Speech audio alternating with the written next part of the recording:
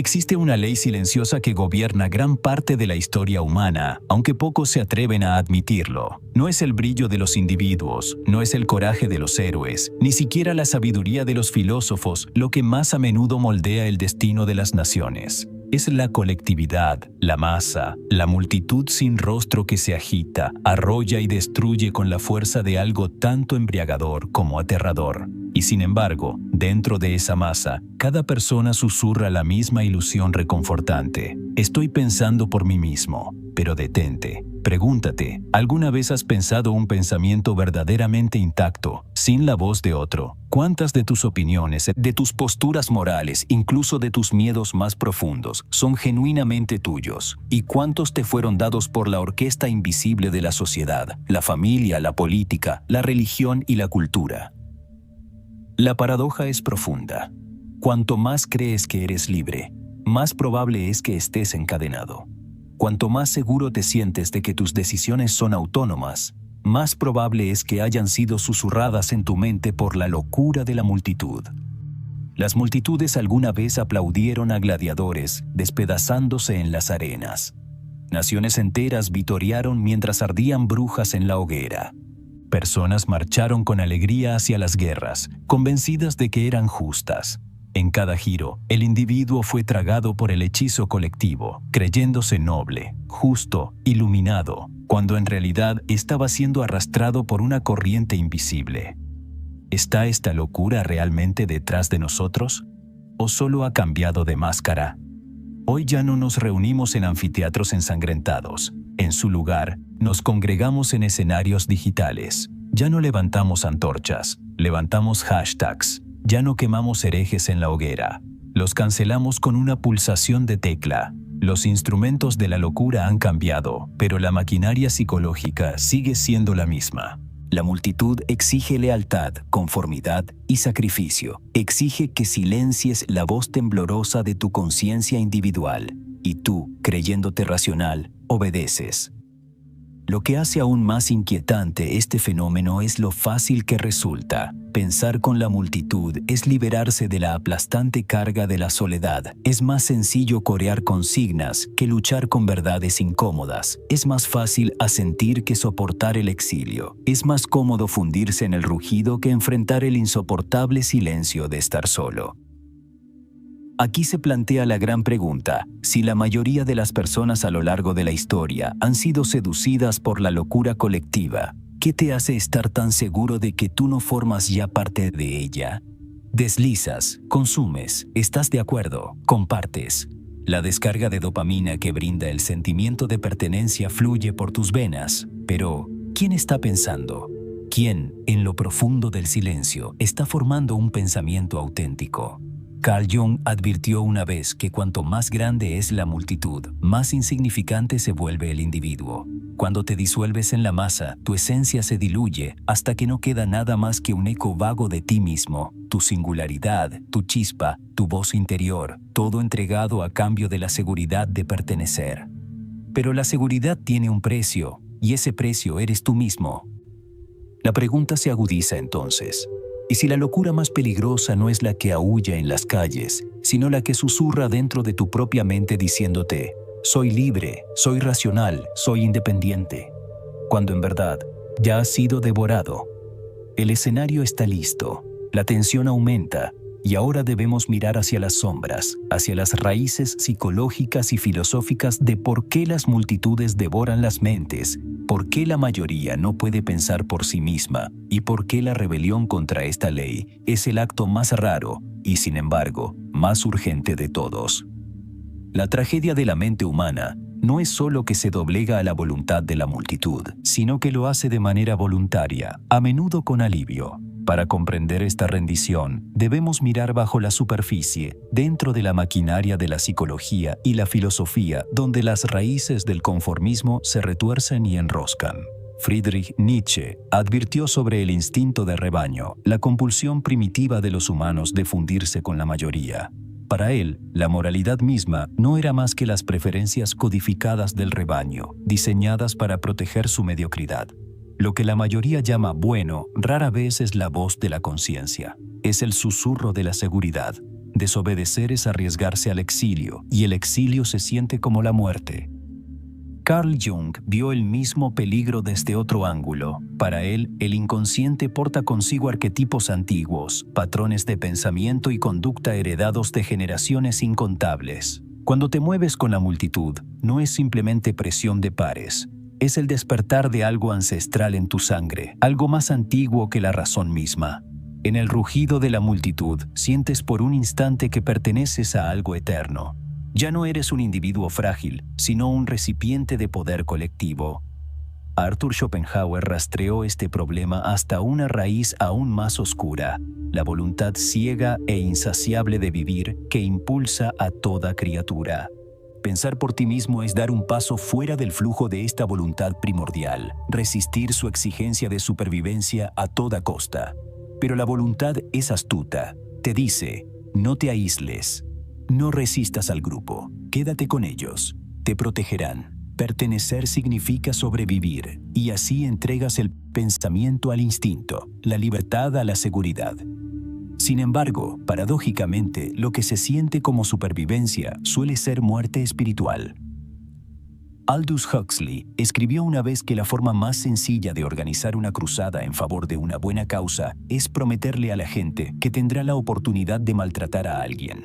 Las multitudes no solo son protectoras, también son depredadoras. Ofrecen el placer embriagador de disolverse en la certeza moral, de castigar al forastero, al disidente, al que se niega a corear los lemas. De esta manera, la locura de las masas no es simplemente conformismo pasivo, es violencia activa disfrazada de virtud.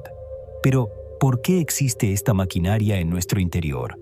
¿Por qué los seres humanos son tan vulnerables a la ilusión colectiva? La psicología ofrece parte de la respuesta. Los sesgos cognitivos, esas distorsiones invisibles del pensamiento, prosperan en los grupos. El efecto arrastre te hace creer algo simplemente porque muchos otros lo creen. El sesgo de autoridad te engaña haciéndote confundir poder con verdad. El sesgo de endogrupo te convence de que tu bando, tu tribu, es inherentemente superior. Cada sesgo es un hilo, y cuando se entrelazan forman la red en la que la mayoría de los seres humanos queda atrapada sin siquiera darse cuenta.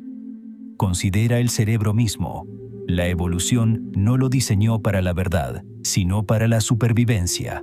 El pensamiento independiente es costoso, agotador y a menudo peligroso. Cuestionar el consenso es arriesgarse a estar solo, y estar solo significa enfrentarse al rechazo, la burla o algo peor. Así, el cerebro, como un ciervo astuto, toma atajos, refleja a la multitud, toma prestada su certeza, imita su furia, y al hacerlo, te libra del terror de la soledad. Pero aquí se revela el horror filosófico. Si tus pensamientos están moldeados no por la verdad, sino por la supervivencia, ¿cuánto de ti es realmente tuyo? Jean-Paul Sartre creía que la mayoría huye de la insoportable responsabilidad de la libertad auténtica hacia lo que llamó mala fe, un estado en el que uno finge ser menos libre de lo que realmente es. Las multitudes ofrecen el refugio perfecto para esta huida. Decir, solo sigo lo que todos los demás creen, es esconderse tras la máscara de la inevitabilidad. Es negar la verdad radical y aterradora de que eres libre y, por lo tanto, responsable de cada creencia que sostienes. Y sin embargo, Viktor Frankl, un hombre que enfrentó la aplastante realidad de la locura colectiva en los campos de concentración, sostuvo que incluso en las peores circunstancias, una persona conserva la libertad de elegir su postura interior. Todo puede serle arrebatado a un hombre, salvo una cosa, escribió Frankl, la última de las libertades humanas, elegir su actitud en cualquier circunstancia dada. Sus palabras nos recuerdan que, aunque el arrastre de la multitud sea antiguo y poderoso, no es absoluto. Entonces, ¿por qué la mayoría de las personas no logra pensar por sí mismas? Porque la independencia no es natural, no es fácil. Requiere nadar contracorriente frente a fuerzas que han moldeado la existencia humana durante milenios. La multitud ofrece pertenencia, identidad, protección y certeza, todo lo que el pensador solitario debe sacrificar. pero el costo de rehusar ese peso es mucho mayor. Cada persona que entrega su mente a cambio del consuelo del colectivo alimenta la repetición del ciclo histórico de locura, persecución, fanatismo, obediencia ciega y catástrofe moral. Las raíces están claras, el escenario se oscurece aún más, y sin embargo, apenas hemos comenzado a vislumbrar la verdadera profundidad del problema, porque más allá de esas raíces yacen consecuencias tan sutiles, tan devastadoras, que la mayoría de la gente nunca las reconoce hasta que es demasiado tarde. Si las raíces del conformismo se hunden en el instinto, el miedo y la filosofía, sus consecuencias se extienden hacia afuera como grietas a través de los cimientos de la vida humana. Estas consecuencias no siempre son visibles en disturbios, revoluciones o multitudes enfurecidas. Más a menudo se despliegan en silencio, casi invisiblemente, moldeando la manera en que piensas, sientes y vives sin que jamás lo notes. La primera y más insidiosa consecuencia es la erosión de la individualidad. Cuando te fundes con la multitud, tu voz se vuelve cada vez más débil hasta que deja de distinguirse por completo. Puedes creer que estás eligiendo con libertad, pero en realidad solo repites decisiones ya tomadas por otros. La ropa que usas, la jerga que adoptas, la indignación que exhibes, cada una está filtrada a través de un lente colectivo. Poco a poco dejas de preguntarte, ¿qué creo yo? Y en su lugar comienzas a preguntar, ¿qué aceptarán los demás? ¿Qué aplaudirán los demás? En este sutil desplazamiento, la autenticidad muere. Carl Jung advirtió que cuanto más grande es una sociedad o confederación, mayor es la amalgama de factores colectivos, en detrimento del individuo. Esto significa que a medida que una sociedad se hace más ruidosa, tu voz interior se apaga, y cuando la voz interior muere, la vida misma pierde profundidad, te conviertes en una máscara entre máscaras, en una sombra entre sombras. La segunda consecuencia es la corrupción moral disfrazada de claridad moral. Las multitudes se convencen a sí mismas de que la crueldad es justicia, que la destrucción es virtud, que silenciar al disidente es proteger la verdad. La historia nos ofrece incontables ejemplos: la guillotina de la Revolución Francesa, los juicios de brujas de Salem, las revoluciones culturales del siglo XX. Cada uno fue impulsado no por tiranos aislados, sino por personas comunes convencidas de que eran virtuosas simplemente porque eran mayoría. ¿Pero crees que este mecanismo se limita a los libros de historia? Mira a tu alrededor. Cuando turbas en línea se levantan contra alguien que ha dicho una verdad impopular, cuando carreras enteras son destruidas por antorchas y orcas digitales, la misma psicología está actuando. Lo que se siente como justicia es, a menudo, únicamente la locura de las multitudes usando la máscara de la virtud. La tercera consecuencia es la parálisis intelectual. Pensar por ti mismo exige silencio, paciencia y disposición a soportar la incertidumbre. Pero la multitud no tolera la incertidumbre. Exige alineamiento inmediato, y así, las ideas se aplanan. La complejidad es sustituida por lemas. El matiz es reemplazado por binarios. Te dicen, elige un bando, ¿estás de acuerdo o serás expulsado? En este entorno, la verdad misma se vuelve irrelevante. Lo que importa es el conformismo, y la verdad debe ser doblada hasta encajar. Arthur Schopenhauer observó una vez que la mayoría de los hombres no son capaces de pensar, sino solo de creer. Las multitudes alimentan esta tendencia, exigen creencia, no reflexión, exigen repetición, no exploración. Y así, sociedades enteras marchan en una dirección mientras se felicitan por su supuesta sabiduría, sin darse cuenta de que están atrapadas en una cámara de ecos, creada por ellas mismas. La cuarta consecuencia es el vacío psicológico. Pertenecer a la multitud es evitar la soledad, pero también es evitar la responsabilidad de ser tú mismo. Con el tiempo, esta evasión corroe el alma. Empiezas a percibir una especie de vacío, un cansancio extraño que ninguna cantidad de pertenencia puede curar. ¿Por qué? Porque la pertenencia comprada al precio de la autenticidad es falsa. Aporta consuelo, sí, pero priva de sentido. Jean-Paul Sartre describió esta condición como náusea. El reconocimiento enfermizo de que gran parte de lo que has creído y perseguido no es realmente tuyo. Es la sospecha insoportable de que has vivido la vida de otro, pensado los pensamientos de otro, librado las batallas de otro. En este reconocimiento habita la desesperación, pero también la posibilidad. La quinta y quizá más peligrosa consecuencia es la erosión de la libertad, no de la libertad externa, aunque la historia nos muestra lo rápido que las multitudes entregan sus derechos arrastradas por el miedo o el fervor, sino de la libertad interna. La libertad de cuestionar, de dudar, de ver con tus propios ojos. Cuando esta libertad interior muere, la libertad externa pronto la sigue. Los tiranos y demagogos prosperan no porque sean fuertes, sino porque las multitudes son débiles, desesperadas por ser dirigidas, ansiosas porque se les diga qué pensar y cómo actuar. Por eso Nietzsche declaró que la locura en los individuos es rara, pero en los grupos es la regla. La regla persiste porque es más fácil seguir que resistir, y así, las consecuencias invisibles se expanden hacia afuera. La individualidad se disuelve, la moral se corrompe, el intelecto se derrumba, el alma se vacía y la libertad se desvanece. Pero aquí yace el giro más cruel. Las mismas personas más esclavizadas por la multitud son las que creen ser más libres. Confunden el acuerdo con la comprensión, la cantidad con la verdad, el aplauso con la virtud. Viven dentro de una sala de espejos, tomando reflejos por realidad, sin darse cuenta de que el silencio del pensamiento auténtico hace tiempo que fue ahogado. Y, sin embargo, existe otro camino.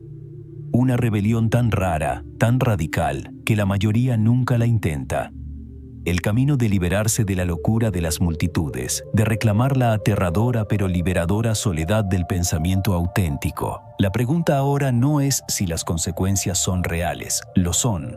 La pregunta es si permanecerás atrapado en ellas o si arriesgarás todo para salir de la multitud y pensar por ti mismo. Llega un momento en que el silencio dentro de ti se vuelve insoportable, cuando te das cuenta de que la voz de la multitud ha hablado por tu boca durante tanto tiempo que ya no recuerdas el sonido de la tuya. Ese momento, aunque aterrador, es el nacimiento de la rebelión. Liberarse de la locura de las multitudes no es simplemente discrepar de ellas, es reclamar la peligrosa soledad del pensamiento auténtico. Y no te equivoques, es peligroso. La multitud sobrevive castigando al que se aparta. Cuando resistas, serás ridiculizado, condenado, quizá incluso odiado. Pero ¿qué es el odio comparado con perderte a ti mismo? Carl Jung creía que el privilegio de toda una vida es llegar a ser quien realmente eres. Pero este privilegio tiene un costo. Significa internarse en la selva de tu propia mente sin la seguridad de un coro que te aplauda. Significa luchar con verdades que otros niegan porque son demasiado pesadas para cargar. Significa soportar el peso insoportable de la libertad. Entonces, ¿cómo romper con todo esto? El primer paso es el más radical. Debes cultivar el valor de estar solo. La soledad es el crisol en el que se forja la independencia. Cuando apartas el ruido del colectivo, comienzas a escuchar susurros tenues, pensamientos que no pertenecen a nadie más. Pueden presentarse como dudas, preguntas o incluso acusaciones. Pueden inquietarte, perturbarte, asustarte, pero son tuyos. Y si no los proteges, nadie lo hará. El segundo paso es abrazar la paradoja. La multitud ama la certeza, los lemas y los absolutos. Para pensar por ti mismo, debes aceptar la ambigüedad. Debes aprender a habitar la tensión de verdades opuestas, sin exigir resolución inmediata. Esto no es debilidad, es fortaleza. El superhombre de Nietzsche no era quien encontraba consuelo en las reglas, sino quien podía situarse al borde del caos y aún así afirmar la vida. Rebelarse es mirar las contradicciones y negarse a apartar la mirada. El tercer paso es cuestionar lo sagrado. Cada época tiene sus dogmas intocables, sus verdades incuestionables. En una era puede ser la religión, en otra la ideología, y en la nuestra quizá la tecnología, la identidad o el progreso mismo. La multitud defiende estos dogmas con ferocidad porque son los pilares de la pertenencia. Preguntar, ¿y si esto está equivocado?, es arriesgarse a ser arrojado al vacío. Y sin embargo, cada avance de la humanidad ha provenido de individuos que se atrevieron a cuestionar lo obvio. La historia los recuerda. Sócrates obligado a beber veneno por cuestionar a Atenas. Galileo silenciado por mirar más allá de los cielos. Dostoyevski condenado a muerte antes de escribir palabras que desnudaron el alma humana. Su rebelión no fue ruidosa, fue silenciosa, terca e inquebrantable. El cuarto paso es abrazar el sufrimiento. La multitud promete comodidad, pero la libertad no ofrece ninguna. Pensar por ti mismo es cargar con el peso de la incertidumbre, del exilio, incluso de la desesperación. Pero es precisamente a través de ese sufrimiento donde nace la profundidad. Viktor Frankl, quien soportó los horrores indecibles de los campos de concentración, sostuvo que el sufrimiento deja de serlo cuando encuentra un sentido. Rebelarse es sufrir, sí, pero sufrir con propósito, sufrir por la verdad. El quinto y último paso es vivir en la acción, no solo en el pensamiento. No basta con rechazar los lemas de la multitud en teoría mientras en la práctica se sigue conformando. La rebelión debe encarnarse en cómo vives, en las elecciones que haces cada día. Hablas cuando se exige silencio. ¿Te mantienes firme cuando la multitud corre hacia adelante? ¿Eliges la autenticidad incluso cuando te cuesta la aceptación? Vivir así es encarnar la aterradora declaración de Sartre. Estás condenado a ser libre. No hay escape de la responsabilidad. No hay refugio en el rebaño. Cada elección que haces resuena como tuya, pero en esa condena yace la liberación, porque una vez que aceptas que no puedes esconderte detrás de la multitud, comienzas a vivir con una intensidad que otros no pueden imaginar. Así, la rebelión no consiste en derrocar gobiernos ni en gritar más fuerte que la multitud. Consiste en reclamar la soberanía de tu propia mente. Consiste en estar de pie, temblando quizá, pero intacto frente a la ilusión masiva. Consiste en elegir la verdad por encima de la comodidad, la autenticidad por encima del aplauso, la soledad por encima del conformismo. Pero esto plantea la pregunta final y más inquietante. Si logras liberarte, si consigues escapar de la asfixiante presión de la multitud, ¿qué ocurre después? ¿Qué descubres cuando el rugido se apaga y quedas solo con tus pensamientos?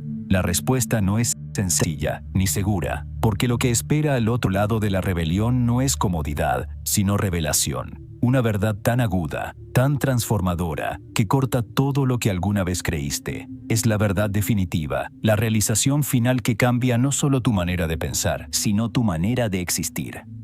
Y es hacia este último desvelamiento que debemos volvernos ahora.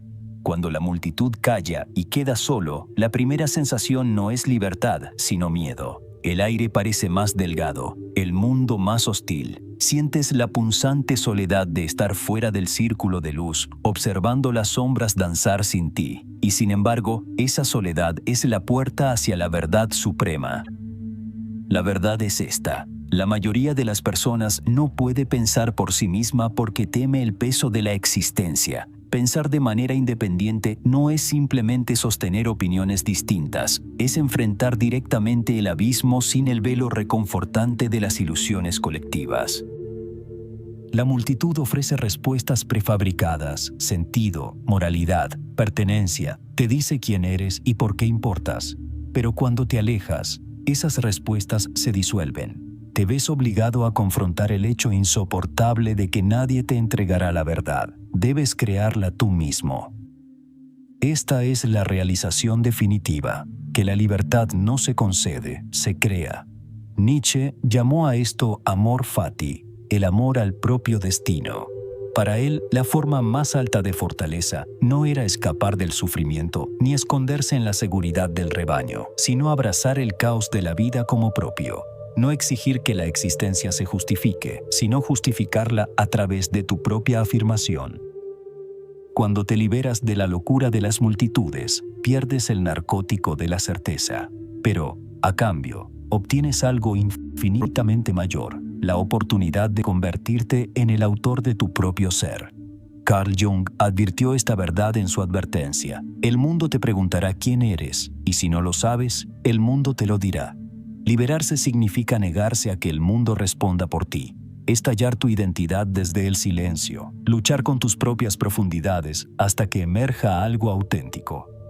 Este acto es aterrador porque es irreversible. Una vez que has visto tu propio rostro sin la máscara del colectivo, jamás puedes volver a la ignorancia. Y sin embargo, aquí reside la paradoja. Lo mismo que te aterra, la responsabilidad de la libertad, es también lo único que puede hacer que la vida merezca ser vivida. Pensar por ti mismo es caminar sin rieles, navegar sin mapas, pero también es sentir, por primera vez, la electricidad cruda de la existencia. Ya no eres un eco, eres una voz. Ya no eres una sombra, eres una llama. Arthur Schopenhauer, aunque a menudo pesimista, capturó esta idea en su insistencia en que la verdadera grandeza reside en el aislamiento. El talento acierta un blanco que todos pueden ver. El genio acierta un blanco que nadie más puede ver. Ver distinto, pensar distinto, es caminar por un sendero solitario, pero es en ese sendero donde han nacido los mayores descubrimientos de la humanidad. Cada avance, cada revelación, cada salto hacia adelante ha venido de individuos que se atrevieron a resistir la gravedad del rebaño. Sin embargo, no debes confundir esta realización con arrogancia. Pensar por ti mismo no es creer que siempre tienes razón, es aceptar que la verdad es esquiva, frágil, quizá nunca del todo alcanzable, pero es precisamente en esa búsqueda, en esa rebelión interminable contra la ilusión, donde la vida adquiere profundidad. Sartre entendió esto cuando dijo que el hombre es un ser que se proyecta hacia un futuro y que es consciente de imaginarse en él. La libertad no se trata de certeza, se trata de movimiento, de crear sentido donde no lo había. Viktor Frankl nos mostró la forma práctica de esta verdad definitiva. Incluso en los horrores de los campos de concentración, descubrió que el hombre conserva el poder de elegir su actitud. Despojado de todo, humillado y quebrado, aún encontró libertad en cómo respondía. Esta es la esencia de liberarse de la locura de las multitudes, la negativa a rendir la última y más sagrada de las libertades, la libertad de la elección interior.